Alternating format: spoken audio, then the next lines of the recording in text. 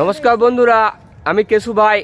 আজকে Sunday live নিয়ে আমি একটা নতুন জায়গায় এসেছি।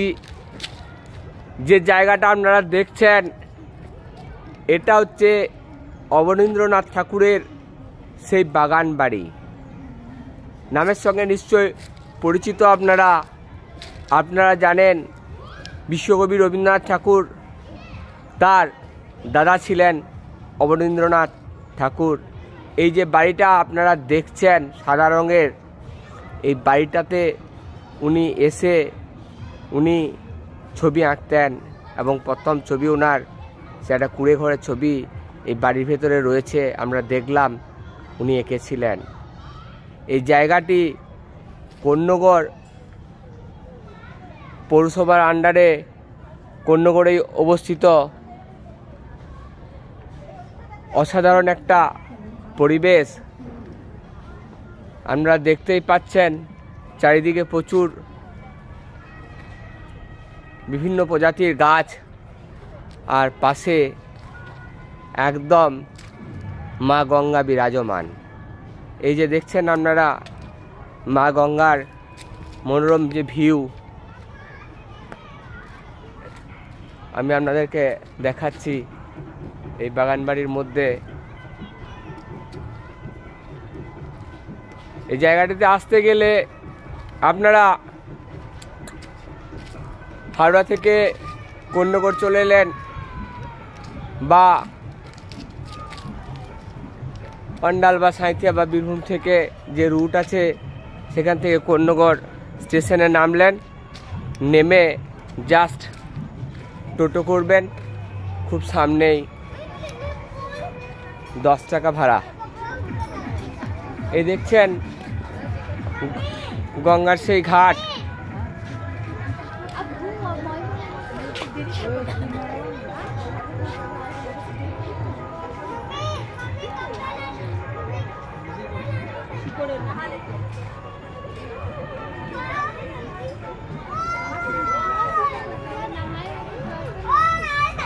আজ 30শে ডিসেম্বর এই গঙ্গার ঘাটে কন্যগড়ে আমার এই লাইভ আপনারা দেখছেন।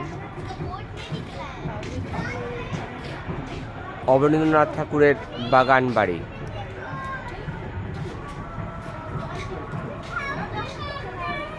বেশ কিছুক্ষণ সময় ছুটিতে আপনারা এখানে কাটাতেই পারেন। গঙ্গার ধারে ওই যে বসার জায়গাগুলি আছে, জাস্ট হাওয়া খেতে খেতে।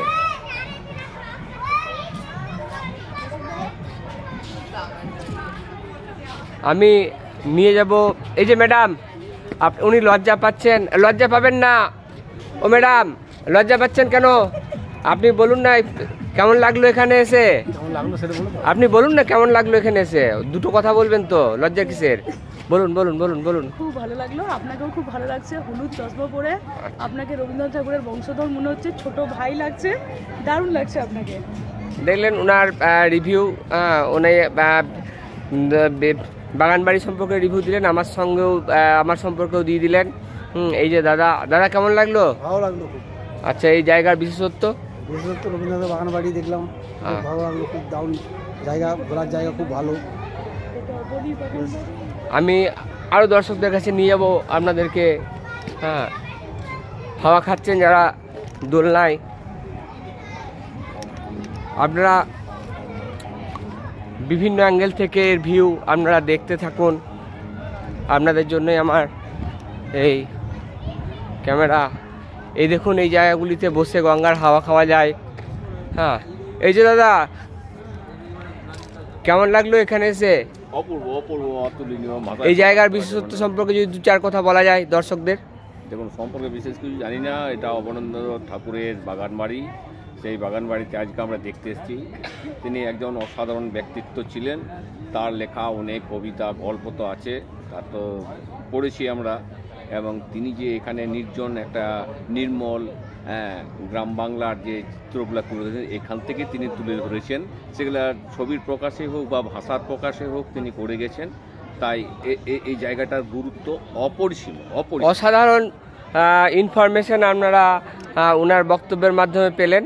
দেখুন এই জায়গা থেকে ভিউটা জাস্ট, এখানে উনি দোলনায় বসে আছেন এবং এখান থেকে বসে গঙ্গার ভিউ। আমি আপনাদেরকে আরও কিছু জায়গা দেখাবো।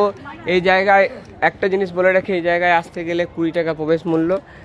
এই যে ম্যাডাম, কি নাম আপনার? কেমন লাগলো এখানে?